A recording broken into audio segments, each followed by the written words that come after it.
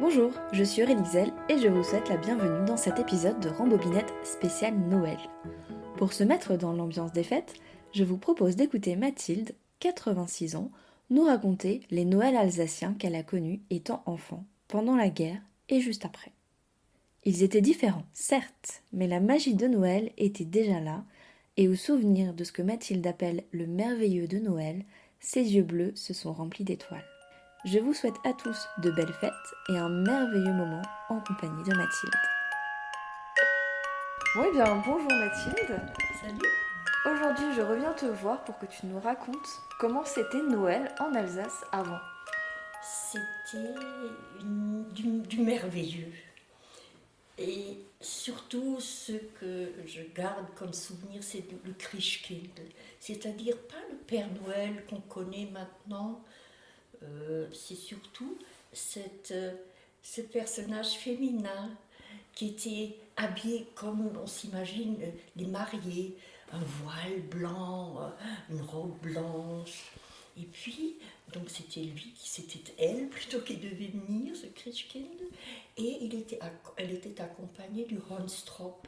Alors, le Hornstrop, c'est le méchant, c'est celui qui devait rester dehors, mais qui, si les enfants n'avaient pas été sages, les emmenait Dieu sait où. Hein. C'était pas comme le Saint-Nicolas où on savait déjà la destinée, la boucherie et tout ça. En tous les cas, le grand, on avait très peur. Mais donc, une petite sonnette, et puis, bien sûr, ce Christkind savait bien toutes les choses, donc il nous posait des questions, et puis nous étions là, fascinés, et puis répondant à ce qu'on lui demandait.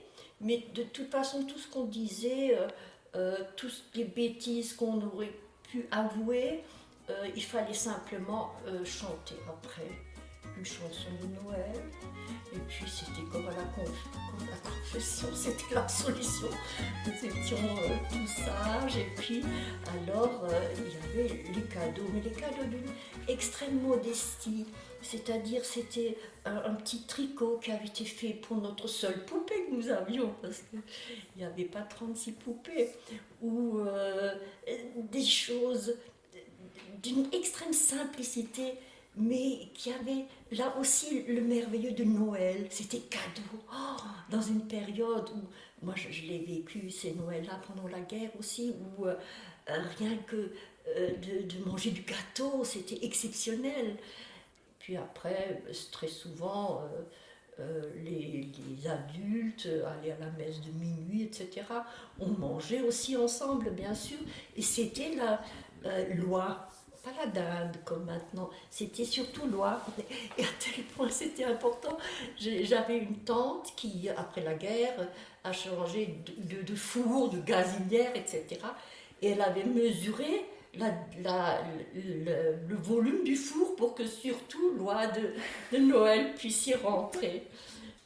Je me demandais, quand tu parlais des chansons que tu chantais à Noël, c'était des chansons en alsacien ? Oui. D'ailleurs, plus tu vieillis, plus tu as tendance à t'exprimer dans tout ce qui est sentiment dans ta langue maternelle. Ça me frappe quand, avec mes petits-enfants, etc., toutes les choses douces et gentilles que j'ai envie de leur dire, je les dis en alsacien. C'était ta langue maternelle ? C'est ma langue maternelle, bien sûr, bien sûr. Puis j'étais aussi quelques années, j'ai 85 ans, je vais avoir 86 ans. J'étais à l'école, j'ai appris à lire à l'école allemande. Et à calligraphier aussi, bien droit, à la prussienne. Hein. Ouais. Et je me demandais, quel était ton meilleur souvenir de Noël ? Oui, donc j'ai pas le souvenir d'un Noël, d'une année précise, ou non, d'un petit cadeau, oui, que je me rappelle. C'est une tante qui avait rapporté une petite poupée d'Autriche. Et elle avait la tête avec des nattes. C'était un peu exceptionnel, c'était pas la poupée alsacienne comme ça qu'on avait l'habitude. Et toi, quand tu décorais ton sapin, tu utilisais quoi ? Alors moi, le sapin, j'utilisais des décorations qu'on achetait au Christkindlesmerk. Tu vois, c'était un choix, on refaisait 2 fois l'aller pour trouver le petit oiseau qu'on clique comme ça sur les branches, ou bien la boule. C'était très fragile, c'était précieux, et puis c'était aussi pour des gens comme nous, cher. Donc il fallait aussi faire très attention à la dépense. Ouais. Et alors chaque année, ce sapin s'enrichissait. Et puis, je me reviens juste un souvenir de... Donc avec cette préciosité, on faisait ça bien, il fallait que ce soit beau. Ouais. Et puis, c'est venu la période des guirlandes, parce qu'avant, on n'attachait que les trucs argentés, tu sais, comme ça, je ne sais pas comment on les appelle, les filaments argentés. Ah oui, oui. les cheveux d'ange, je Les crois. cheveux d'ange, voilà. Et donc après cela, et puis mes petites filles, elles voulaient aussi décorer. Elles ont pris alors ces guirlandes, et puis elles ont entouré tout le sapin, tu ne voyais plus rien du tout. Oui, mais ça me fait encore rire maintenant. Elles étaient fières d'elles avaient décoré le sapin. Et maintenant, tu parlais avant des marchés de Noël, hein, c'est ça le Christkindlesmarkt? Oui, le Christkindlesmerk, c'était le marché de Noël, oui. Ben, c'était un endroit aussi de lumière. C'était de très peu d'alimentation comme maintenant. C'était la féerie. Et toi, maintenant, qu'est-ce que tu aimerais recevoir à Noël? Oh, je m'imaginerais une grande fête avec tous ceux que j'aime, ou tous ceux que j'aimerais voir, ou tous ceux avec qui j'ai partagé un bon moment. C'est pas tellement le cadeau d'objets ou de quelque chose.